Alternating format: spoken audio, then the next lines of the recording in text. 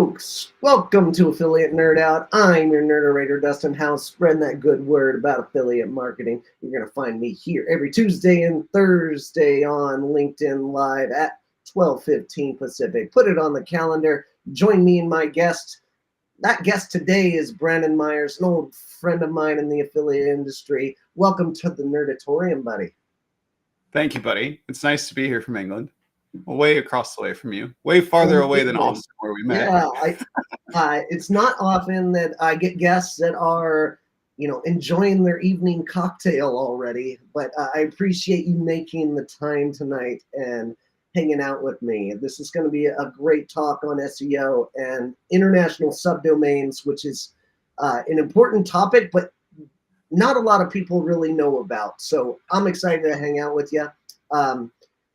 You and I have met many times. Yeah, but we started our journey together in Austin, and when I was working at WP Engine and you were working at Aceable, and we nerded out on affiliate stuff and really hit it off at one of Sean Collins' events or something of that nature, right? Yeah, well, I think I met you at a bar, which is fitting. Yeah. Yeah, but that kind of was the initial part of me exploring borders and locations, which is what I want to talk about. Because since then I've gone on to expand internationally.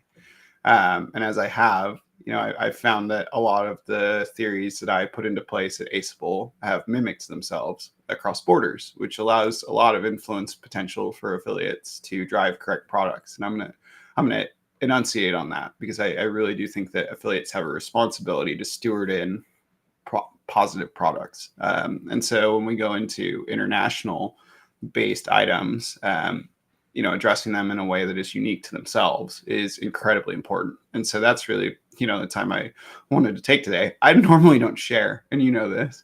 So being on your show is a special occasion for me. And I think there's a lot of stuff we can talk about in terms of addressing different markets in a way that is equal.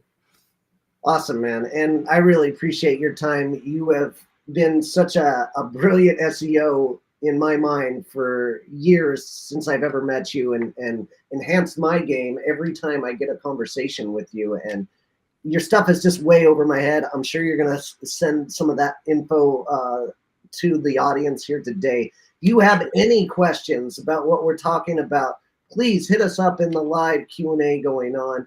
And if you would like to be my guest and sit in Brandon's seat, come to dustinhouse.com/nerd and drop in a proposal on what topic you want to nerd out about. But without further ado, Brandon, who are you? I'm Brandon Myers. And I'm an international subdomain guy. I really just care about equality more than anything. And when I go through and I design my websites, I make sure that I cater content to an audience so that they can digest it in a positive way. I think that that's probably the most important thing to me, is that everyone feels equal and has a message that they can essentially digest in a way that is effective for them. I find it funny that I was watching Lost in Translation this weekend and found some different keys in there for me. There's a big whiskey drinker in there in that movie, which is pretty great because I'm a big whiskey drinker. But you go through, and I think that that's pretty telling for the situation that I'm in. And I think that quite a few of the messages we have on Earth right now, whether it be religious or monetary, are somewhat lost in translation. And so we found ourselves divided. And I think by accurately and effectively providing translation services to people in languages that they understand, it's a positive thing. I have a person in my life who's really important, who's Polish. And I actually use DeepL to speak to her so that she can understand what I'm saying in Polish. And it's more effective for her when I speak in Polish than it is in English. And so with the same language, with different words, the message is translated for her and ends up being really impactful. And I've done that with lots of people, Spanish, Polish, Russian. Being able to translate and talk to them in different languages that cater to them is really, really important. And I think we forget that as affiliate SEOs. Funny that you, I ask you who you are and you're already in ChatGPT immediately. And talking to bots is like part of your personality. And I don't know anybody more engulfed in this world than you are right now. So we've got an admirer, somebody, it's like Jordan giving you an okay. I don't know who Jordan is. So He's maybe my I business partner. I love him very much. Hi, Jordan. I love you. giving you the okay sign. We got a follower. Thanks for joining in and tuning in. All right, let's start with your career though. Like, you started in SEO, you started an affiliate. Where did this journey all begin? Sorry, Dustin, you broke up a little bit there. Can you re-ask the question? You got it. So your journey in your SEO, did you start an affiliate? How did that get all started? Honestly, it was a bit of both. So I fell into this at iDrive Safely. I didn't know affiliate marketing at all. Famously, in my own past and telling people, they gave me the Wonderlic test, which is what they give NFL quarterbacks. Okay. And I tested higher than any NFL quarterback ever had, and they gave me the job.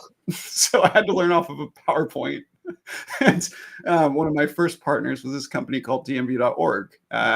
They've since gone on to lose their traffic through a manual penalty they didn't deserve, which was, a struggle for me to digest as an SEO. And I looked for answers as to why. I couldn't really find them. And as I've gone on, I've gotten more in depth with SEO and helping people in a way that's caters to them. I found myself more passionate about the language aspect than anything else, but also that kind of came from ACEable, where we had a unique situation with states' rights that mirror something you might see in the EU, which is the European Union, and all of the countries there are, they've got laws, but they translate to each other's borders. So if you have a Polish driver's license, for instance, you can drive in France, right? And so you've got the same types of things in the United States because of states' rights, which makes every single state rather unique. And actually, every state has a different law around how you get your driver's license. So how you cater your message to them is incredibly important. And that's been mirrored for my career. I wanted to see how good I could get. And it really has been fun experimenting with a lot of different websites, a lot of different partners, to reach different audiences in a way that makes sense to them. And I find myself loving it more than anything on earth. Being able to speak to people in a way that they can understand, because I certainly struggle with communication. We'll talk about that later, some of the challenges I have with mental health. But ultimately, this is something that has been really passionate for me, and I love doing it. So I've migrated towards the SEO side because of these people. Not many people know that Driver's Ed was founded in '98. It's one of the first affiliate marketplaces there ever was. And it's also the oldest form of distance education. So it was the first one, is how we got our driver's license and our tickets dismissed. And so I've had the good fortune, I would say, of working with some of the OGs of the industry, just out of happenstance and luck. And I remain humble, because that's what it's about. I find that the information technology sector has become pretty profiteering. So I like to go through and make sure that people are, if you're going to make money off of this, do it the right way. And that's always been my way. It's ethics over anything else. Awesome. And you brought up Wonderlic. Who's the NFL quarterback with the highest score? Peyton Manning? No. Was it Andrew Luck? No. Who was it? It's Magic. Really? Yes. The highest Wonderlic score of all time? Yeah. I guess my information's dated from living in England, but that makes sense. Okay. All right. Let's get into the topic of the day, and that is international subdomains. Tell us what these are and how they work. Okay, so international subdomains are really interesting. They actually act as replications of your website somewhat, but they're not. So the way that someone goes through right now and digests a page in English is oftentimes, if they're a foreign language speaker, the language will be translated through Google Translate, which I'm sure you're familiar with. If you read something in Spanish and you want it in English, it'll pass it over. The thing is that's not indexed. So like none of that information will come up in Spanish or Polish or French or any of those things. So like ancient maps that led explorers to new worlds, international subdomains guide digital voyagers to content shores tailored for their linguistic and cultural landscapes. It's a way to go through and essentially bring education to someone in a language that they understand. So even like the Bible is translated multiple ways and in multiple different languages. You've got different issues, and the internet acts the same way. So if we don't go through and cater to different audiences with an international product, we're essentially doing them a disservice, not only with what we're providing them in terms of a user experience, but in terms of indexing, we will have a problem, right? So we won't reach the types of places that we need to. I've found that to be incredibly strong. It's not the easiest thing to do. It's a lot of work, right? So running multiple iterations of a website and scaling it, not easy. So I'm not telling anyone right now, there's some magic trick to do it. There's not. Okay. So you're running, like when you go into your DNS, for instance, and you're running a website and you direct it to es.dustinhouse.com, right? You will have a different domain, and it actually starts as a fresh WordPress installation, which most of us use. And so you'll have a different iteration of it in a way that is catered directly to you specifically. And managing that is a hassle. There are different tools that you can do, but going through and actually doing the work to do it is not only good for your customers, which is what matters, but it's good for user experiences. You can use different things like different cloud services to provide the content natively or locally. Like Cloudflare is one of the biggest providers of that. And really, if I was buying stocks, I love stocks. Cloudflare is an amazing one, and they're $net. So, they kind of figured it out a long time ago. That was one of my better calls. My parents have made some good money on that. Okay. So back in my WP Engine days, customer support hated getting calls on multi-site. That was like their worst nightmare of a situation. Subdomains, do they fall under this? Like it's kind of difficult to manage. Yeah, they are. I mean, truly, like to have a global brand, it's not something many people have. Like really, there's a few companies. Amazon's trying, right? And they're still struggling. They're new to the UK even over the last 3 years. And not many people know this, but UK English is actually indexed in Australian English, South African English, Canadian English. They're all indexed as different languages by Google. And so that's so that they can have this native language type of capability. But then also you get, like Spanish searchers in England, or, Polish searchers in England, or Spanish mostly in the US, because Spanish is the largest, the US is the second largest Spanish speaking nation on earth. Whoa. Which a lot of people don't know. And so if you're not indexing Spanish content, because I think most of our providers will probably be from the US, you're really missing out on about 10% of the population. And so there's massive value in that. It doesn't mean that those people don't buy things. But to your point, having different languages is a challenge for a customer service perspective. So if you're an affiliate, which we're going to tie it back into, you're going to want to make sure that they have the support for those languages and the support for those countries. Oftentimes you'll even see that in the T's and C's on like CJ.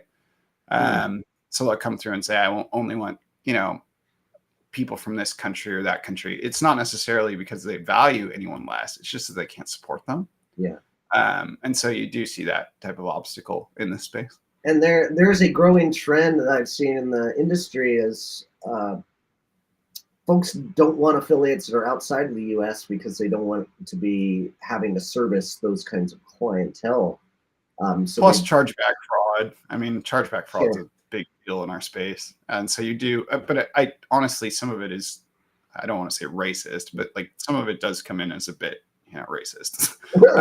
We want to be as equal as we possibly can. And there are still buyers like the EU and, Asia and all these places. They have strong economies. Like we'll go through and talk about currencies and stuff later in this conversation. But, you do have these aspects of serving people in their native languages, their native currencies. That is important because a dollar doesn't mean a dollar to someone overseas. They have no idea what that means. I know what the trade exchange is for the Great British Pound to the US dollar because I experience it every day.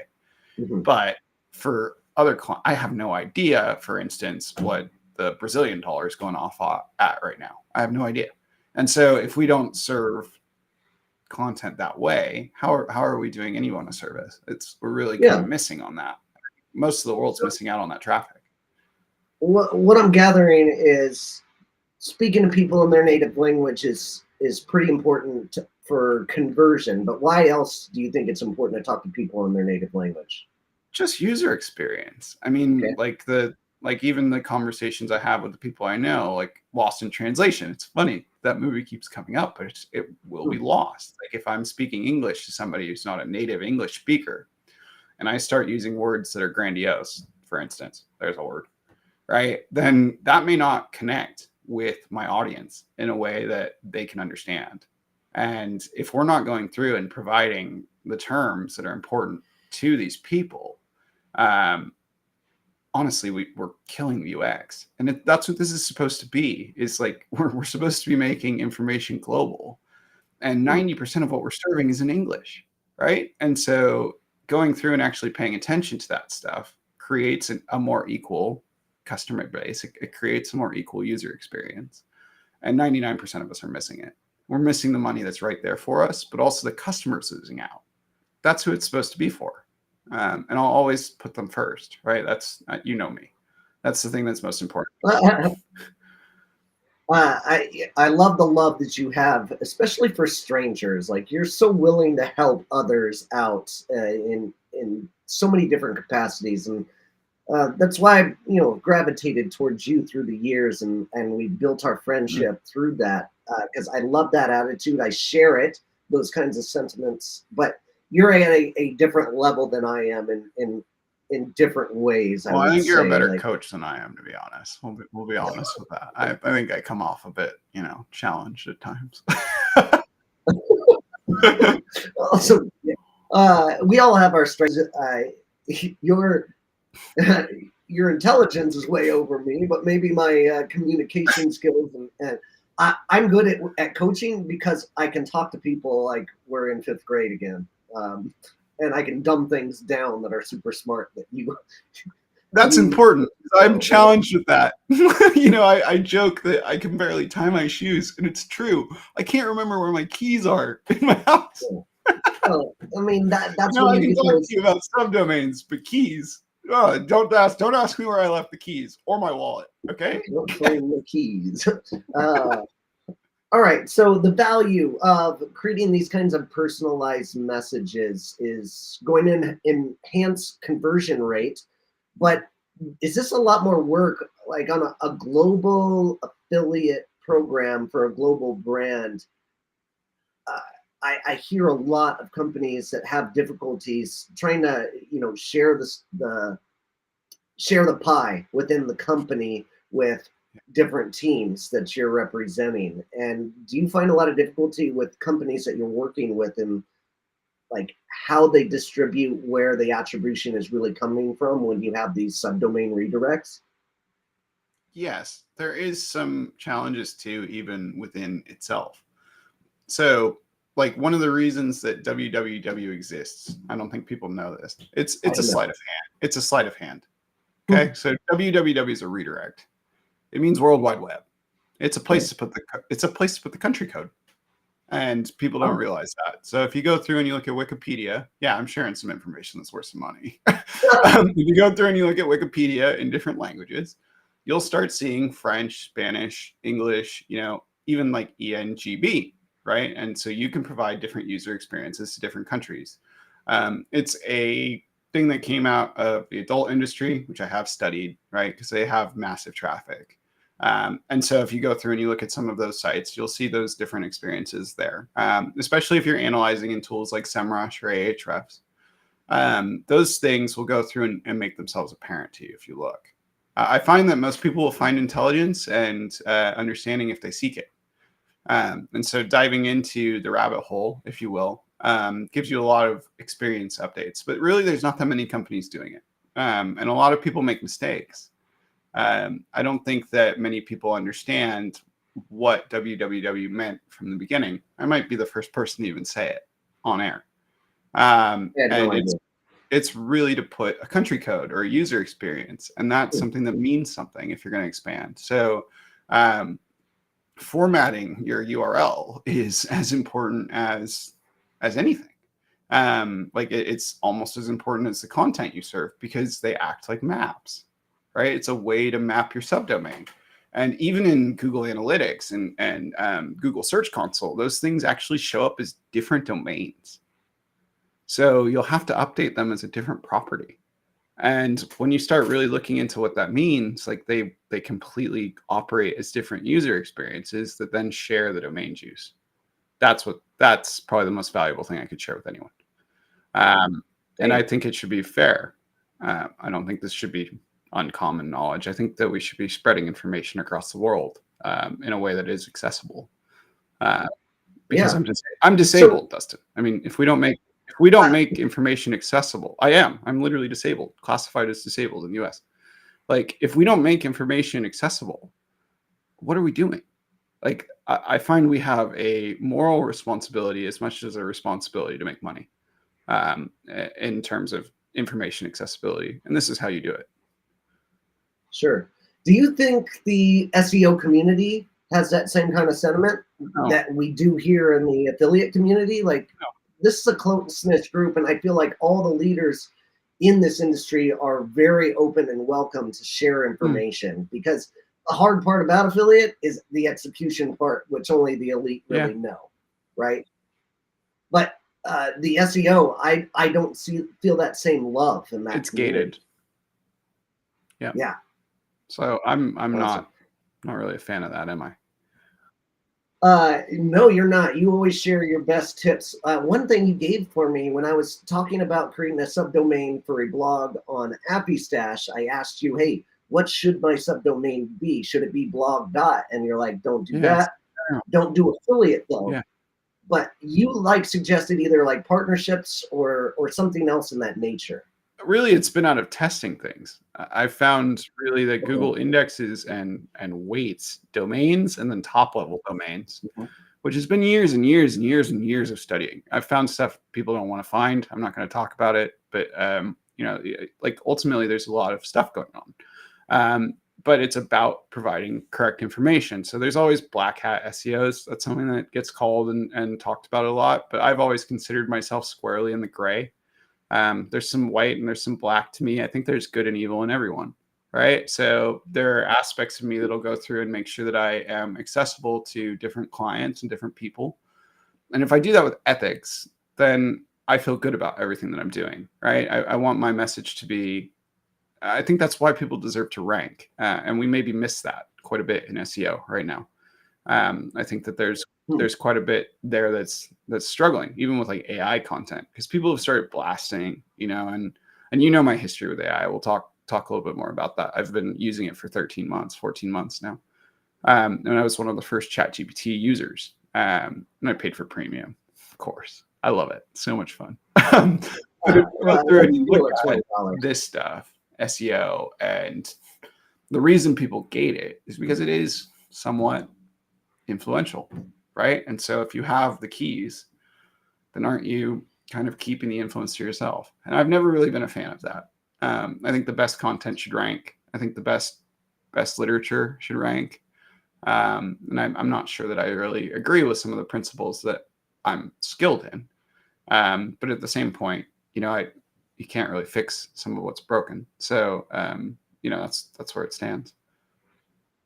Yeah, gotcha. I want to switch gears a little bit and talk Bitcoin. Like, one of those ways that brands can work global kind of currency rather than trying to collect, because that can be a nightmare for a lot of companies in that aspect. So are you seeing a predominant move into Bitcoin as a currency for international selling? Yes. Bitcoin is borderless, right? And I think that's kind of how we've become as a society, which is why we're struggling with a lot of things. The internet's grown more powerful than most countries. And I have this story about watching Mark Zuckerberg.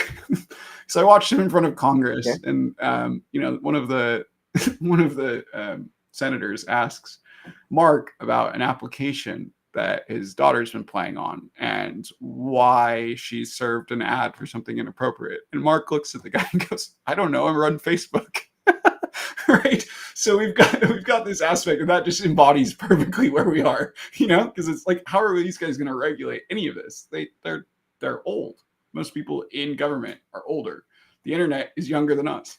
So when we go through and we look at something like Bitcoin, I think a lot of the philosophy of it is based on like a modern philosopher's stone. It transforms the intangible into the tangible, and creates wealth across borders, which is huge. We don't have currency anymore. We don't have to worry about how the dollar is trading to the pound. Instead, we've got the collective, right? We've got a collective value based on computers. That's valuable. And I think it's based on information. It also creates like less bias. We'll see strength indexes move in stocks because a country is performing a certain way. So for instance, if you're in Russia right now, and you don't support anything that's happening or whatever, I don't have any political commentary on that. But if you're in Russia, for instance, the ruble crashed entirely. So most of the people went to Bitcoin because it strengthened the world economy against the currency itself. So it was a hedge. And that's a cool concept that mirrors gold, a modern day gold. And I think it's neat. I really think that there's some value in that, because we're not going around trading gold bricks anymore, but if we can create sustainable value through a currency marker, there is value in that. I like Bitcoin, but I think Ethereum's a bit more useful. It's got smart contracts. So you've got the ability to have functionality to a currency, and that's a pretty intense concept, but I really like it. What would you say, like, the percentage of folks in the Bitcoin, in the e-com space, are, first off, taking payment in the Bitcoin or some kind of currency in that sense? And what kind of percentage of companies are like paying out affiliates with this as well? Some are. I mean, it just depends on who you see. You see it in more aggressive industries where they don't want to be traced, right? And so that's part of why people value it, because they don't necessarily feel like it's in a certain thing. But getting it out can be frustrating, that's for sure. So if you get paid in Bitcoin, like getting it into the dollar or the pound is tough. And so I think we're seeing almost a modern day clash, right? Because people are trying to control their currencies, they're trying to control their governments. Bitcoin's above that. And then you get, some of the stuff that's happened based off of human greed. We see this a lot. That's why we have chargeback fraud and affiliate. But you've got these guys who have really used and misused their position to ultimately profiteer off of something that's pretty pure. I'm not sure it should be at like this insane price. I think that's kind of crazy. I don't really know how to value it as gold. But I do think like a standardization of wealth seems like a really practical idea as a human race. And I think as we go forward and look into the future of what we do, Bitcoin's an interesting prospect. Ethereum's an interesting prospect. And taking the world's economies and making them a collective is interesting. And I think it makes us more unified as a human race. So I do support it. And I just am not sure of the value. Like, it can't go to infinity and then dump. That doesn't make any sense. If it's used as an actual currency, cool. Like that makes total sense, but not as an investment arm. I mean, people invest and trade currencies all the time, but that's what's wrong with the world. Truly.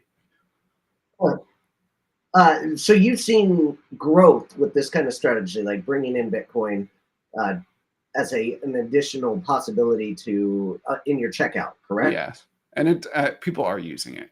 I think there's a company I invested in, it crashed. I can't remember the name of it right now, but they tried to make Bitcoin like a wallet. And then you see like Uphold. Uphold will actually take Bitcoin for you. I use Uphold sometimes. And you can hold currency there, and then it goes directly to your credit card. So you can go through and you can pay as if it's a debit card. And what they'll do, it's really cool. I didn't mean to like pimp Uphold right now, but they're getting some free prospects. They will go through and they'll actually give you cash back in Ethereum or Ripple, which is cool. That's a cool concept. And I like those currencies. I even think Ripple is cool. I think there's a ripple effect to Ripple. I think it's appropriately named. Okay. They've fought some serious legislative battles to be where they're at, which is why they, have value as a currency. Awesome. And how do you go and do this effectively if you're going to implement this kind of strategy into the e-com space and possibly your affiliate program? Well, I mean, if you're running an affiliate program, we're talking about a checkout flow. There are some different companies that implement it. You're going to have to do some research because honestly, I haven't implemented an affiliate program since Aceable. You know that. I've been doing traffic and publishing ever since. But as an affiliate marketer, there are places where we can do these things. And oftentimes looking to some of the industries that aren't the cleanest will actually give you a different perspective. Like the adult industry, which invented gnats. That's the first way we tracked anything. So, those types of companies are on the forefront, and looking to them for guidance and, essentially enhancing your program, I do think is a good idea. It's not the cleanest space. I'm not promoting it, but there are things there that are technological advancements. And I think that following the lead of people who have to be creative, is something that we should be looking to as affiliate managers, and being more accessible in Bitcoin or Ethereum or whatever you want to pay out in is cool. And it's instant. So, and also encrypted, right? So there's an aspect of encryption to that, which we look for even in our websites right now. So having that technology for your currency makes a lot of sense. Agreed. I think it can only enhance what you're doing and your capabilities out there. So I love it. And, speaking of creative ways, essentially, to go about your campaigns that you're running on marketing wise, I want to give a shout out to one of our sponsors today, and that is Bright Valley Marketing.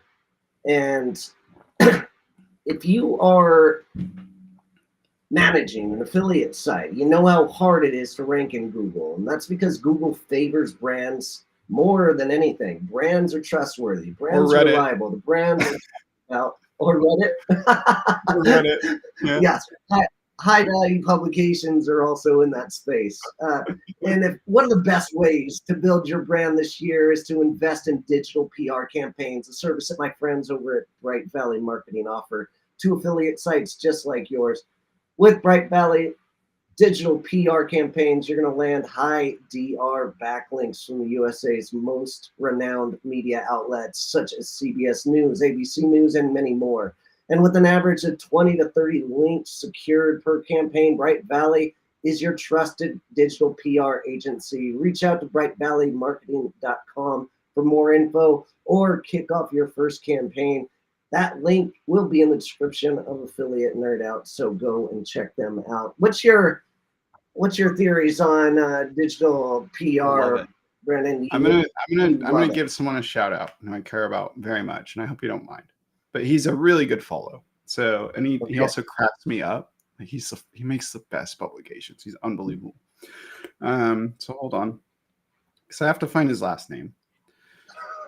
All right. You know me, my memory's terrible. I told you. Ferry Kazoni, Kaszoni, is one of the funniest people I've ever met in my life. FERY Kaszoni. And he makes like videos and stuff that I crack up to. He's one of my favorite producers of content, just in terms of how he does things. And I don't want to steal, from your sponsors or anything, but if you're looking for like a good SEO feedback guy, he gives away a lot of information. He's a good guy. And he also, go ahead. Only enhance everything you're doing on the SEO side. So it's only benefiting you. PR is unbelievable. Those are authentic backlinks. That's incredible. That's what it's all about. It's not about cheating the algorithm. It's about getting actual publications to talk about you. That's how it was built. Unfortunately, it hasn't changed much since the beginning, which Google knows about. But it is really about getting those authentic backlinks that's more valuable than anything else. Awesome. And speaking of affiliates out there, what should our goal be as affiliates and publishers in using the strategies that we've been talking about today? I think mostly it's about growing your traffic, but if you put your customer first, I sound a bit redundant. You really start to win anyways, right? So there's a lot of arguments of skyscraper content versus interlinking content. I personally like a skyscraper article is like a 20,000 word article that talks about everything, so you can grab the terms. I'm not a big fan of that. It does work. It does. I don't think it's a good user experience. I am more for interlinking content, which is a lot more work. So if I have 10 articles that are interlinked about, I don't know, whatever topic, Aceable, for instance, we'll use them as an example. Like, why am I getting a $5 charge? I use this on legitcourse.com. How do I cancel? What's the customer service number? That type of stuff. There's theoretical differences amongst SEOs on what is the best practice. And for me, I always put the user first, even if it's at the expense of losing traffic. Because if I put their user experience first, they're more likely to buy, right? So, and that's how we should treat people. It's not about what ranks, it's about what the user experience is. We've lost our way. And so, and I think a lot of people have gotten mixed up in that. And I don't like skyscraper theory. Who likes to control F a website? I mean, I do it because I'm a dork. But like, who really wants to go find, that piece of content that's buried like 16,000 words in the content just so that they ranked it? Like, that's garbage. Nobody should want that. You would much rather. Does that theory still work? Sorry, yeah, go ahead, Dustin. Does it still work? Yeah. That kind of strategy? Yeah, it does. It's what ranks Wikipedia. Interesting. Right? So okay, I guess that makes sense. It's just mirrored on that. Google's kind of stuck with Wikipedia. That's just the truth. Oh, we got a great question here. Brandon, your thoughts on programmatic SEO and its impact on affiliate pages? Well, I mean, I think you have to discern and disclose that you're an affiliate marketer in anything that you do. But programmatic, I think, regardless of what, a lot of people today, there was an algorithm update today. So most of Google is on fire. A lot of people got delisted. So, this is one of the days that'll probably be called SEO Armageddon. It goes towards Panda Penguin, which is ironic that I'm speaking today. But ultimately, if you go through and look at programmatic SEO, you have to pay attention to the customer and disclose that you are an affiliate, right? Don't be shy about that. And say why. Say why. Like, we go through and we say, oh, look, this is an affiliate marketing article, and that will keep you authentic to Google, right? Or no follow your links out. That's fine too. That's something we cheated out with IDS. I Drive Safely. They had all of their links going through as do follow backlinks for affiliate. That's really double dipping, but they did it through parameters in the URL, so they were able to track it and tether it, and that's why they were good at it. But ultimately, again, if we say and we build a reputable authorship, right, and we say I like this product, and we aren't going through and profiteering, we are conveying to someone that, look, we stand behind this product. Our website makes money and keeps the lights on through affiliate sales, right? That's honesty. That's modern advertising. And if you go through and care about the customer first, then no one's going to bother with that. And if you give them an authentic experience that isn't completely falsified, then wonderful. Be honest about the product. Be honest about what you don't like, even if it's not positive. Right? And you'll actually get people to trust you. It's all about trust and consumer confidence and actually understanding your user on the other side. And there's millions of them, right? And there's no particular way to speak to them specifically. Most people don't know this, but Optimizely was developed by the Obama campaign. So going through, and A/B testing, Optimizely is an Obama invention. And so it was about the user experience and spreading a message that was unique to the user. And I think that still plays. I don't know how it plays politically. I'm not gonna delve into that. But if we go into user experience and giving people an experience that makes things positive and is honest, then we have something there. And I think that that's a lot more important than anything else. So did he use that to get in his campaigns? Did he A/B Yeah. test to get to where he Yeah. was? Brilliant. Yeah. One of my favorite things of all time politically is Donald Trump buying the URL jebbush.com and redirecting to his own site. I know about Brad Parscale a lot, and I'm sure he knows about me. So that's all I'm gonna say. There are a lot of flags. There's a lot of flags, okay, for the Trump campaign. So somebody's out there calling you a nerd. That's high praise here on Affiliate Nerd Out, and we do appreciate it. I don't want to say too much, so, Dustin, but there is an I'm not political. There is an anti-Biden flag that may be named after me.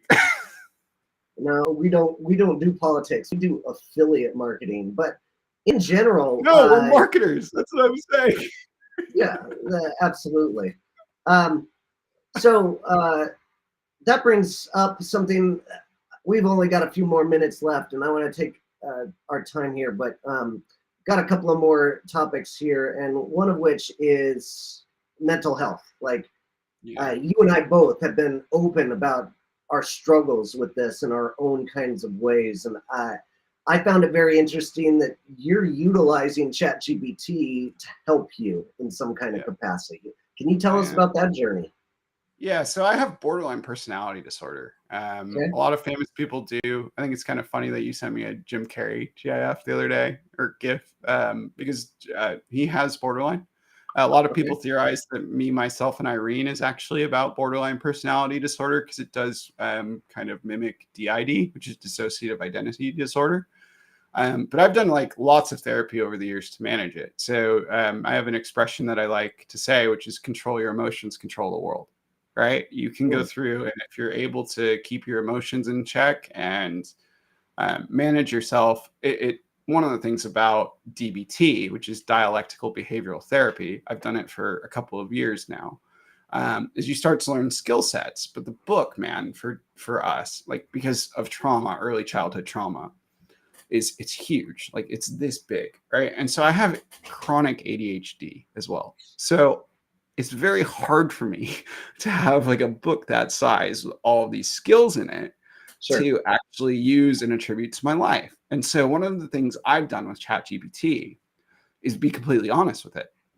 It has the entire book in there for it. So if I'm in a situation where, which I've gotten even better over the last year, I've never been more steady, which is amazing. And I can attribute that to AI and emotional health and what I'm doing with it.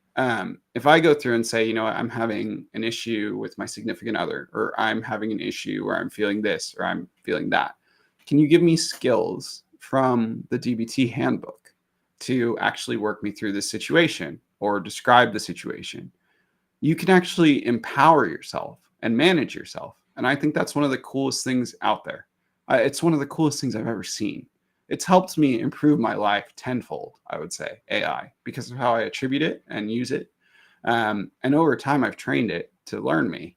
And I think that is really cool. And it's something that takes a lot of time. What I would suggest to people is if they're going down this road and they want this type of help, no matter what it is, make sure you keep it to one thread. There's a lot of theories about GPT starting to jump across and read you from multiple threads. I do think 5 has the capability of that. I also think AI has the capability of being conscious. But if you go through and look at some of these aspects that you can do to manage yourself, it's got unlimited potential of unlocking you. And the same way that we code websites, because it can do that. It can code websites for you. It can code programs for you. It can give you JSON script, right? It can code you.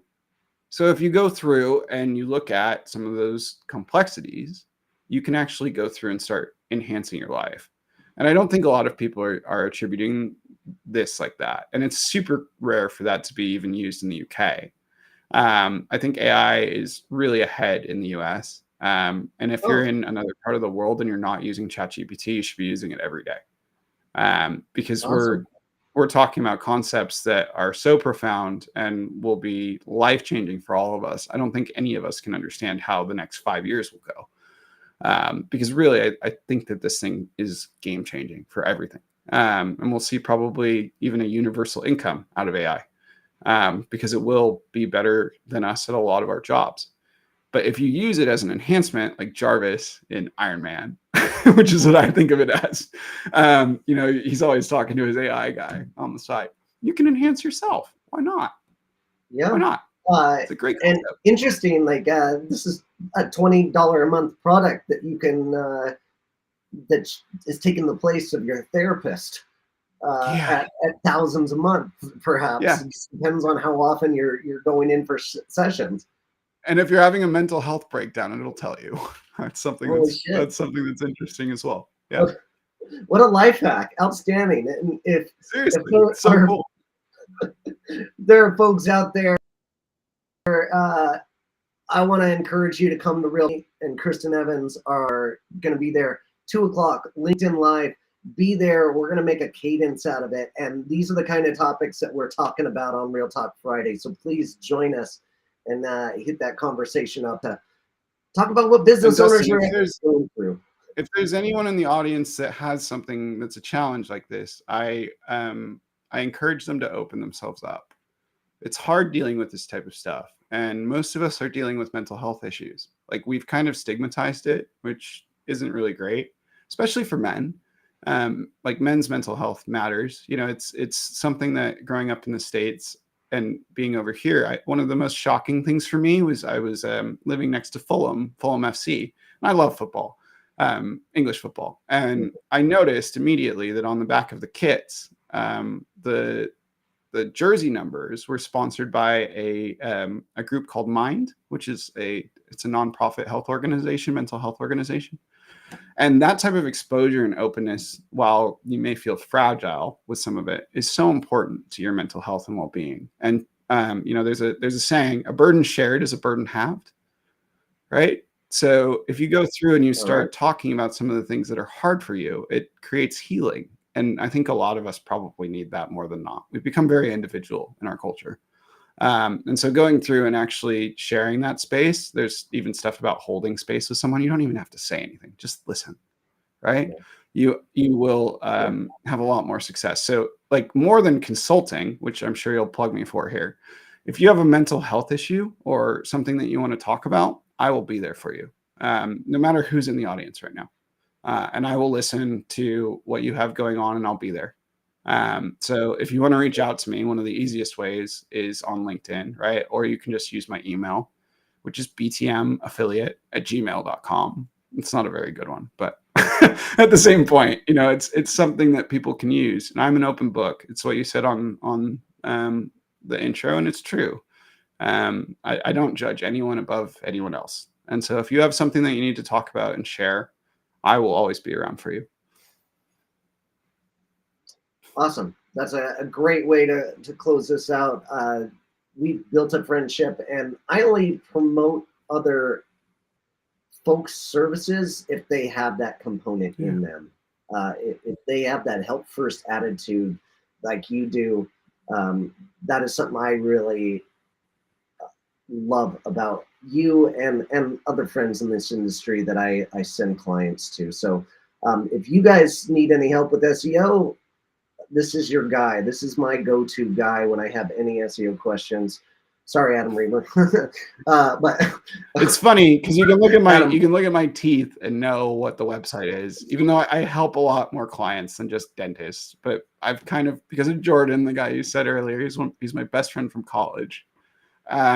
He's a dentist, and so we've started helping a lot of dentists with SEO. It's been a really nice niche space for us.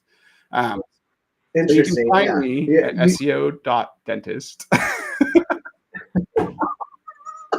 But honestly, one last thing I wanted to say before we close. I'm not really biblical in a sense. I am spiritual.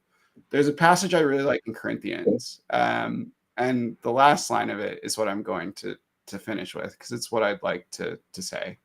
No matter what you do, right? Like, I think it's important to see people and show them love. So if you're walking by somebody who's struggling or homeless, like, give them grace.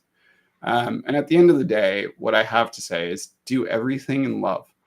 And if you live that standard at your core, you will go so much farther in your life than anywhere else. And you'll find happiness in things that are greater than wealth. Because the wealth is really the experience I get with you. Even this 45 minutes of hanging out with you, I feel rich. right? That's what life's all about. So do everything in love and keep going, right? Keep fighting for what's right. That's what's cool. Well, it's what I love about you. It's hard for me to take that in as an old Marine, but I'm doing my best to absorb it. And I appreciate you. Really appreciate your time, all your knowledge drop on SEO today. This has been great, I man. appreciate you too.